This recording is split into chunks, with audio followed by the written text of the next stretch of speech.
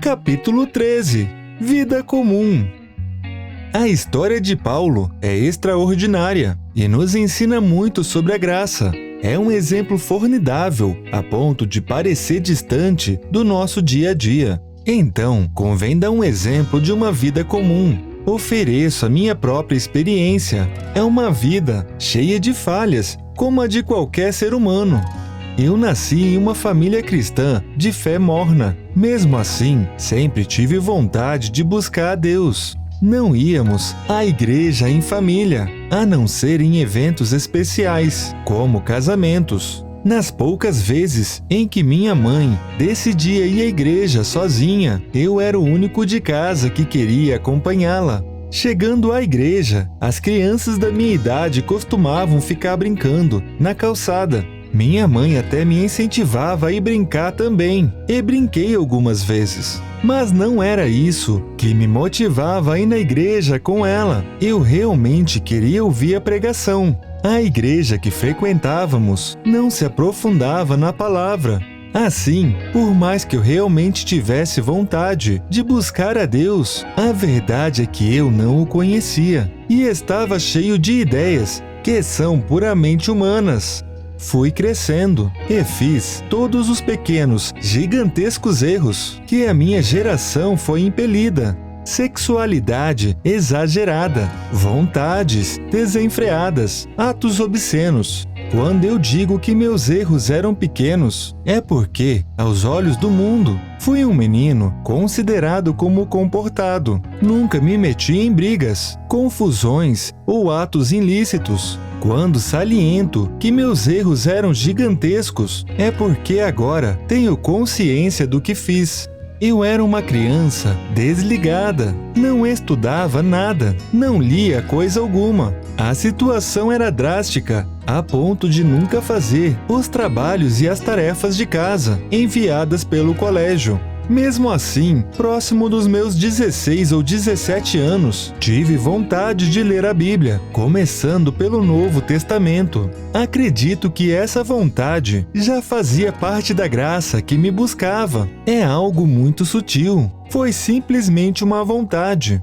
No período em que fui para a faculdade, entre os 18 aos 22 anos, comecei a ser mais dedicado em todas as áreas de minha vida. Foi nessa época que comecei a fazer esboços do meu primeiro livro. Trata-se de um livro de ficção científica que fala muito sobre religião. Para escrevê-lo, comecei a estudar bastante, por conta própria, tanto sobre Bíblia, como também sobre ciência. É claro que as matérias comuns do meu curso também tiveram grande importância no conhecimento que proporcionou o meu avanço como escritor. Minha esposa, que na época era minha namorada, cursava psicologia. Acabei aprendendo um pouco sobre o assunto também. Nesse período, por mais que eu tivesse aprendido muito sobre Deus, eu ainda resistia a mudanças.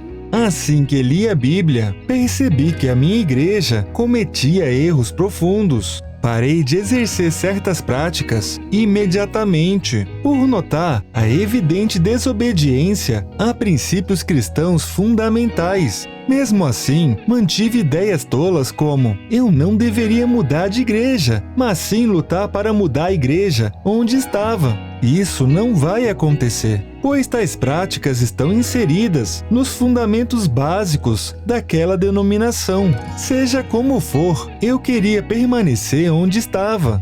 Os anos seguintes foram intensos. Passei em concurso público, me formei na faculdade, me casei, fiz pós-graduações, tive um filho, terminei o meu primeiro livro, galguei promoções no meu trabalho, que me levaram a mudar de cidade 2 vezes, evoluí em experiência de vida e conhecimento sobre Deus. Mas só em torno dos meus 27 anos, senti que não conseguia continuar indo na mesma igreja. O crescente incômodo com certas práticas finalmente se tornou maior que a resistência.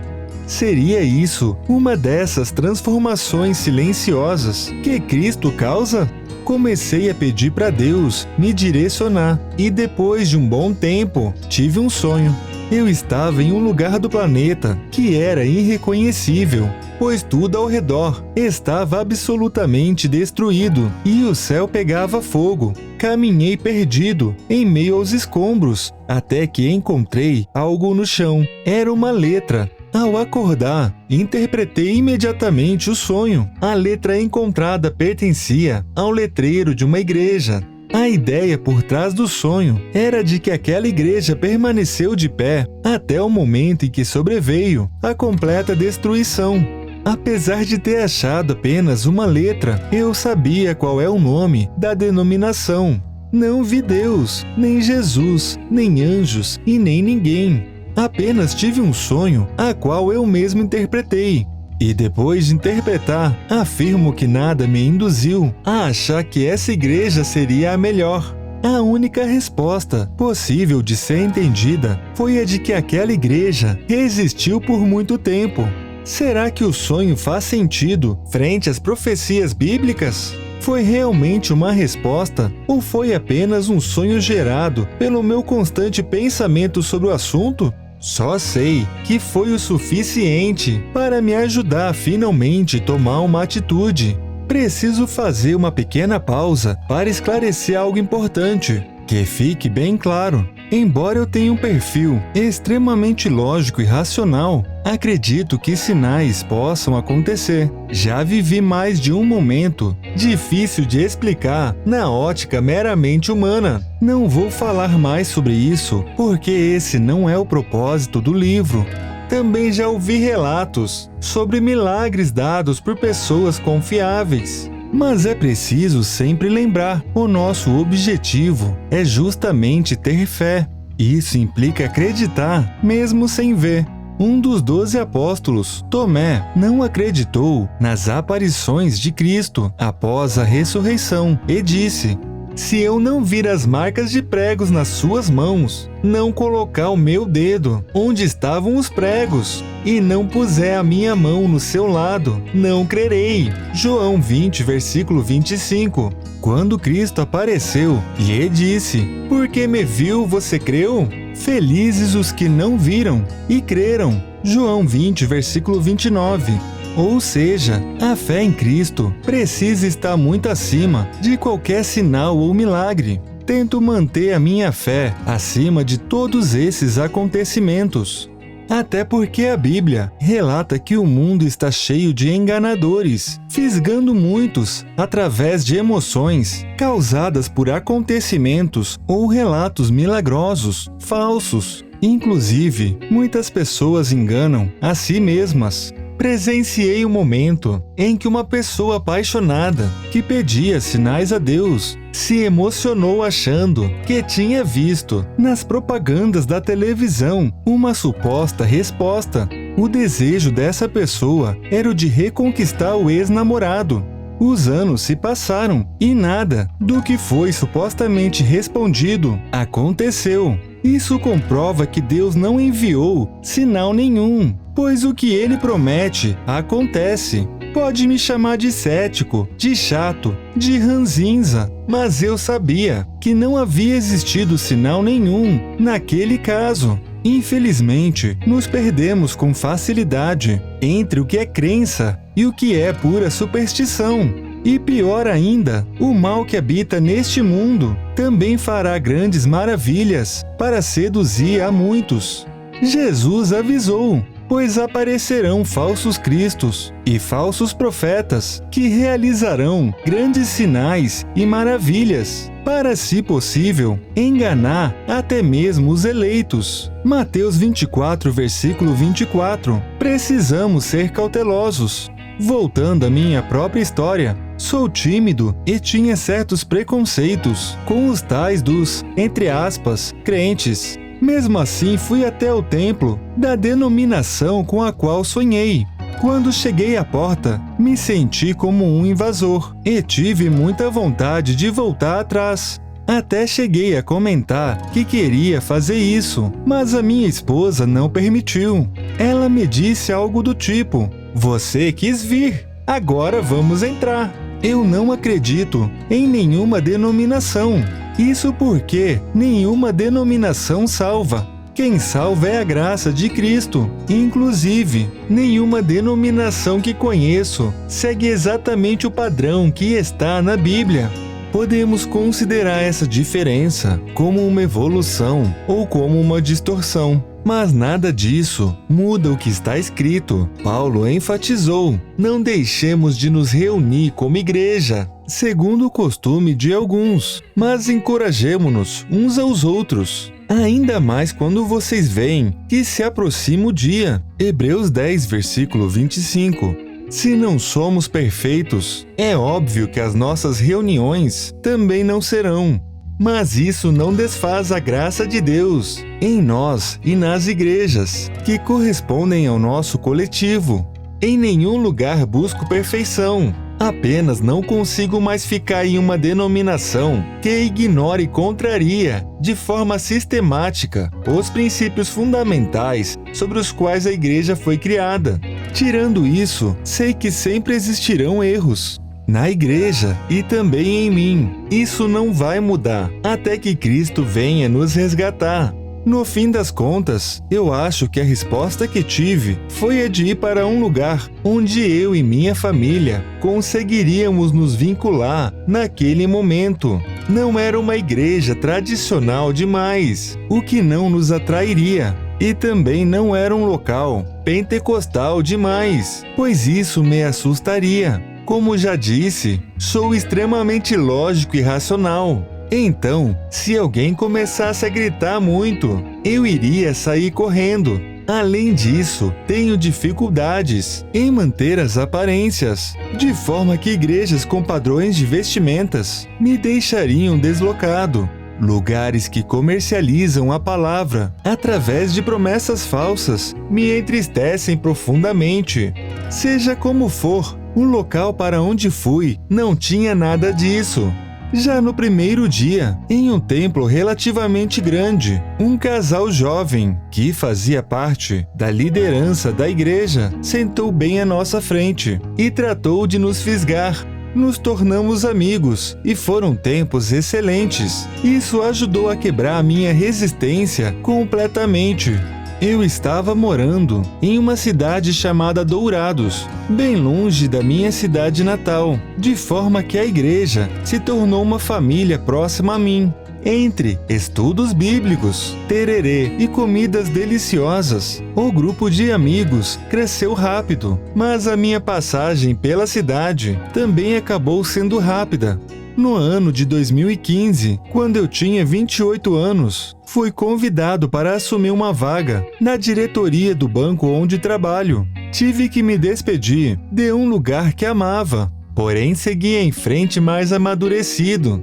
Nesse tempo em que passei em Dourados, gerei mais um livro. Maior se tornou a minha fé. Conheci a Deus com mais profundidade. Solidifiquei certezas que jamais poderão ser destruídas. Até compus e gravei músicas que, até então, não tiveram nenhuma utilidade. Fiz isso porque sempre estou procurando formas de me aproximar das pessoas o suficiente para falar de Deus em algum momento. Continuei me aprofundando na palavra de Deus, dentro e fora da igreja. Tudo que li ou escutei sempre foi conferido diretamente na Bíblia antes de ser aceito como verdade.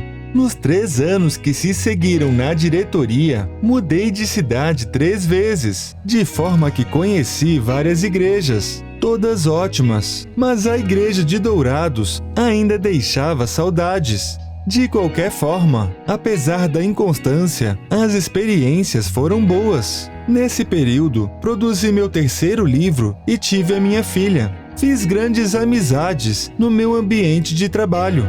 Depois de tantos anos mudando, decidi voltar para a minha cidade natal. Surgiu uma vaga que mantinha o salário equivalente ao da diretoria, então aproveitei. Mas uma vez ficou para trás um lugar que deixou saudades. Quanto à igreja, eu e minha esposa sempre procuramos permanecer na mesma denominação. E na minha cidade natal não foi diferente. Só que o templo para onde fomos estava em um período de reestruturação. A igreja detinha um terreno na região central da cidade. Em meio a negociações, parte do terreno foi cedido em troca da construção de um templo novo, com uma estrutura extremamente confortável. A arquitetura e todos os equipamentos eram modernos e tecnológicos, mas haviam pouquíssimas pessoas frequentando a igreja. Os membros ocupavam cerca de 10% dos lugares disponíveis. É certo que esse vazio não era sem motivos, e percebi desde o começo que os problemas eram profundos. Até pensei em ficar e tentar ajudar, mas a minha esposa achou que não daria certo. Começamos a procurar outra igreja, porém foi a vez da minha esposa ter um sonho. Ela se enrolou inteira para me contar. No entanto, a mensagem era basicamente a de que deveríamos ficar naquela igreja que se reestruturava e ajudá-la. Na primeira vez que me motivei por um sonho, deu muito certo. Então nos empolgamos e decidimos tentar. Quanto ao novo mandamento de nos amarmos, direcionado à igreja, sem dúvidas, é um conceito que estava estilhaçado naquele templo. Me esforcei para criar vínculos de amizade e até consegui, mas foi tudo muito superficial. O que realmente predominava eram disputas, discórdias e brigas por poder. O púlpito era utilizado para exercer um domínio fraco e humano. Achei que eu podia ajudar, mas não consegui gerar nada de bom. Além disso, me desgastei tentando e querendo. Nesse caminho, tive atitudes que eu mesmo reprovo. Depois de um ano lutando, eu e minha esposa acabamos desistindo. Só que não gosto de desistir, não sou um desistente. Ainda mais, frente àquilo que me proponho a fazer, buscando a honra e a glória do Senhor. A derrota e a minha incapacidade me feriram. A sensação de total inutilidade e impotência me arrasaram. Esquartejei-me em pensamentos por não ter conseguido ajudar em absolutamente nada. E quando decidimos sair, por um lado senti alívio, mas depois começou a me pesar a ideia de que fui decepcionante. Na minha mente, eu tinha decepcionado a Deus, e talvez isso seja mesmo verdade. Ainda bem que existe a graça, mas infelizmente eu não conseguia senti-la em meio a mutilações mentais que causei a mim mesmo. Aquela denominação continua sendo a referência que tento manter de uma forma particular. Eu e minha esposa buscamos permanecer o mais próximo possível. Assim, a igreja para o qual fomos, na sequência, correspondia a uma ramificação da mesma denominação. A grande diferença nessa outra igreja é o pastorado feminino, a qual já descrevi. Essa igreja era excelente no amor, começando pelo pastor, que eu creio que tinha uma fé genuína e profunda. Perceba que muitos anos se passaram, obtive muitas experiências, vivi coisas que a razão tem dificuldade de assimilar, mas ainda ficam as perguntas: em que momento eu tive um encontro com Jesus? Em quais momentos ele realmente me modificou? Uma coisa eu tenho certeza: todas as mudanças que fiz, todos os meus livros, todas as igrejas, todos meus estudos, tudo foi buscando deixar Deus em primeiro lugar. Em uma vida comum, nem sempre é tão simples saber o momento do encontro com Cristo, onde Ele definitivamente passa a fazer parte de um indivíduo. Também não é nada fácil separar as decisões que foram causadas por Ele daquelas que são decisões meramente humanas. Nessa nova igreja, durante o segundo semestre de 2019, momento em que completei 33 anos, ocorreram duas coisas marcantes em minha vida. Eu mantinha uma prática que teve origem na minha adolescência. Eu a mantinha antes de ler a Bíblia e nunca parei. O assunto voltou a incomodar a minha consciência. Depois, uma segunda prática tão antiga quanto a primeira começou a me incomodar também. A primeira prática seria difícil de parar. E a segunda seria ruim, pois me causaria certos prejuízos. Eu já tinha tido crise de consciência sobre esses dois assuntos muitos anos antes. São coisas para os quais já tinha formulado argumentos prontos em minha mente para me justificar. Eu tratava de me apegar a essas justificativas para esquecer o assunto. Uma das práticas eu até já tinha tentado parar muitos anos antes, mas não tinha conseguido. Dessa vez, nem ao menos estava disposto a tentar. Tratei de esquecer e seguir em frente. Porém, a situação foi diferente, pois eu até conseguia esquecer as tais questões, mas logo voltava a lembrar. Em um determinado momento, o assunto me incomodou tanto que me dei por vencido e decidi abandonar uma das práticas. Logo depois de dar o primeiro passo, decidi mergulhar de cabeça e abandonei a segunda prática também. Nem ao menos sabia se isso era realmente necessário, bom ou útil, mas estava decidido, então parei. Hoje tenho certeza de que foi a escolha certa. Simultaneamente a esse constante incômodo, eu tinha uma forte sensação de que uma grande mudança iria ocorrer em minha vida. Isso era estranho, mas eu sentia que algo ocorreria até o fim daquele ano. O primeiro problema é que eu não sou fã desse tipo de sentimento.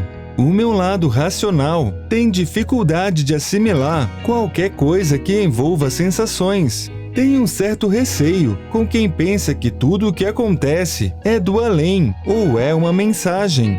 Inclusive, conforme já dei um exemplo, vi muita gente afogada em meio a crendices que são completamente estranhas à luz da Bíblia. A emoção é boa, mas pode ser utilizada com certa facilidade contra nós mesmos. Então me mantive cauteloso e ao mesmo tempo aberto a possíveis mudanças. Eu começava a pensar coisas do tipo: será que vou mudar de cidade? Será que está vindo uma nova promoção em meu trabalho? Será que um dos meus livros vai ganhar maior repercussão? Será que vou começar alguma nova obra? Por outro lado, também me perguntava: será que isso é fruto de minha ansiedade? Será que devo arrancar esse sentimento do meu coração? Eu não duvidava, mas também não criava expectativas e crendices em cima de algo tão intangível.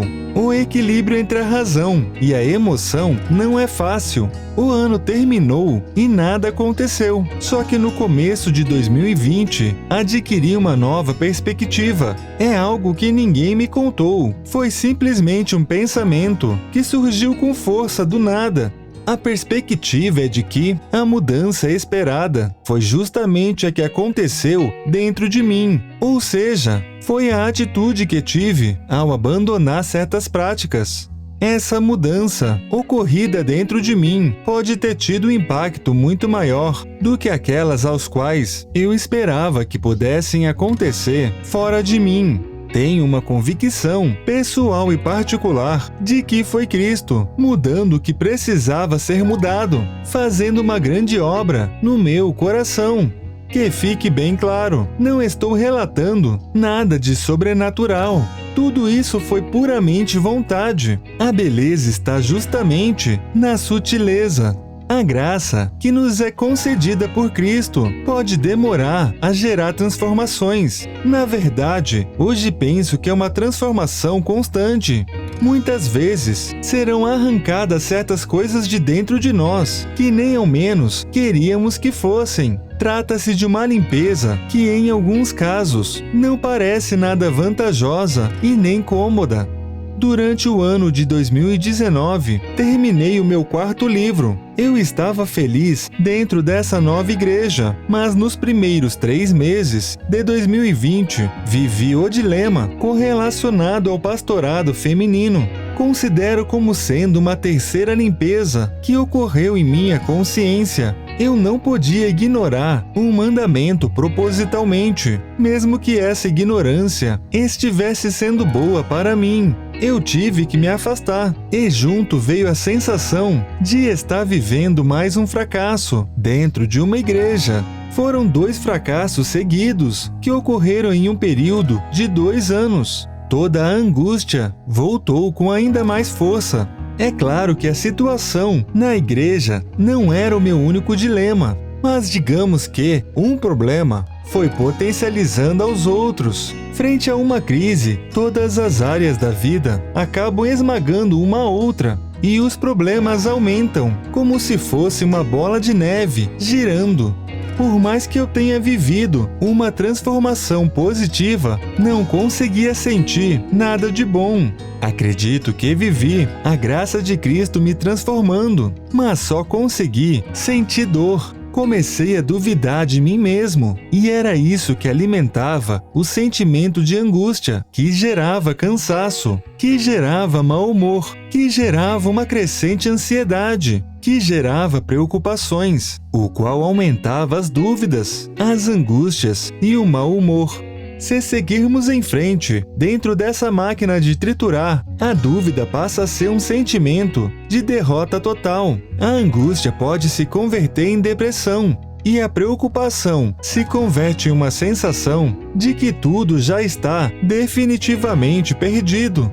O problema é que eu estava cometendo um grande erro que nos impede de aproveitar a graça. Eu estava permitindo que o acusador tirasse a minha paz. Mas afinal, quem é o acusador? Vejamos na Bíblia. Jesus começou a explicar a seus discípulos que era necessário que ele fosse para Jerusalém e sofresse muitas coisas nas mãos dos líderes religiosos, dos chefes dos sacerdotes e dos mestres da lei, e fosse morto e ressuscitasse no 3º dia. Então Pedro, chamando-o à parte, começou a repreendê-lo, dizendo: "Nunca, Senhor, isso nunca te acontecerá." Jesus virou-se e disse a Pedro: "Para trás de mim, Satanás. Você é uma pedra de tropeço para mim, e não pensa nas coisas de Deus, mas nas dos homens." Mateus 16, versículo 21 a 23. Será que foi Satanás que literalmente influenciou negativamente Pedro para que dissesse algo condenável? Ou será que Jesus estava falando de forma figurada, dizendo que as coisas dos homens geram ideias malignas e pensamentos de tropeço? Sinceramente, não sei, mas a verdade é que não importa. Apesar da história de Jó demonstrar que nosso inimigo pode tentar nos influenciar, em muitos momentos, ele nem ao menos precisa fazer isso, pois nós mesmos tomamos essa iniciativa. Seja como for, precisamos aprender a resistir a pensamentos e ideias malignas e confiar na graça. Sabe aqueles pensamentos constantes? Não sou bom o bastante, eu não presto, eu não consigo, eu não aguento, não sou digno de ser amado, não mereço perdão, não mereço o que tenho, não sou bom em nada, eu só erro, não tem mais jeito, não dá mais tempo, não tem mais volta. Em grande parte das vezes, esses pensamentos são inúteis e só servem para nos aleijar. Em outros casos, apesar de não devermos ser tão dramáticos, pode ser que estamos precisando rever algumas atitudes. Mas o fato é que, sendo útil ou não, quando deixamos esses pensamentos nos dominarem, é porque não estamos vivendo a graça oferecida por Cristo. Temos que aprender a ter paciência com os outros, com nós mesmos e até com as circunstâncias da vida. O acusador é incansável e não vai parar de incomodar até Cristo nos resgatar. João profetizou sobre Satanás, dizendo: "Foi lançado fora o acusador dos nossos irmãos, que os acusa diante do nosso Deus, dia e noite." Apocalipse 12, versículo 10. Aquele que não possui Cristo consegue abandonar facilmente a própria consciência. Planta o mal, e o mal colherá no tempo certo. Mas aquele que busca Deus é consciente. O problema é que essa consciência pode ser utilizada para nos atacar, e se permitirmos, a dor pode nos tornar improdutivos. A graça só é graça justamente porque não a merecemos. Se sabemos que estamos recebendo algo que não merecemos, por que permitimos tanta dor provinda da acusação de que não somos merecedores? A graça só é graça justamente porque é maior que todos os nossos problemas. Então, por que nos preocupamos tanto, se sabemos que essa vida é apenas o começo? Quando não perdoamos aos outros ou a nós mesmos, é porque não estamos aceitando a graça com a plenitude necessária. Vamos utilizar Paulo como exemplo mais um pouco. Será que seria bom se ele tivesse permanecido preso no passado, desejando condenação para si mesmo, por achar que deveria pagar pelas coisas que fez? Cristo pagou o preço do pecado de Paulo e também do nosso pecado. Então, o apóstolo realmente não precisava carregar peso algum pelo que fez. E nós também não precisamos. O arrependimento sincero já basta. E se os cristãos da época não fossem capazes de perdoar e não aceitassem o ministério de Paulo por causa dos erros do seu passado, será que isso seria bom? É claro que não. E se Paulo se preocupasse em excesso com as circunstâncias de sua vida, a ponto de sua preocupação paralisá-lo ou esgotá-lo, isso seria útil? Com certeza não. Depois da conversão, a verdade é que Paulo não se tornou perfeito e as circunstâncias da sua vida também não se tornaram perfeitas. Isso porque não somos perfeitos e a nossa vida aqui também não será. Ao ler a Bíblia, é possível ver todos os apóstolos cometendo erros e tendo problemas. Mas Cristo é perfeito e sua obra é perfeita. Isso nos basta, tem que bastar. Quando finalmente parei de me acusar, percebi a grande obra que foi edificada em mim. Tudo começou com as práticas que deixei de lado. Acredito que essa limpeza era necessária para que eu escrevesse um livro destinado a pessoas que buscam a Deus, pois até então sempre escrevi para o mundo. Quanto às angústias vividas, foi o que me deu motivação, vivência e fé para escrever. A graça que recebi e senti, agora tento distribuir. Esse livro é fruto da transformação da minha dor em algo bom e útil. Espero ter transformado meu sofrimento em uma oferta agradável ao meu Senhor. E o primeiro curado foi eu mesmo.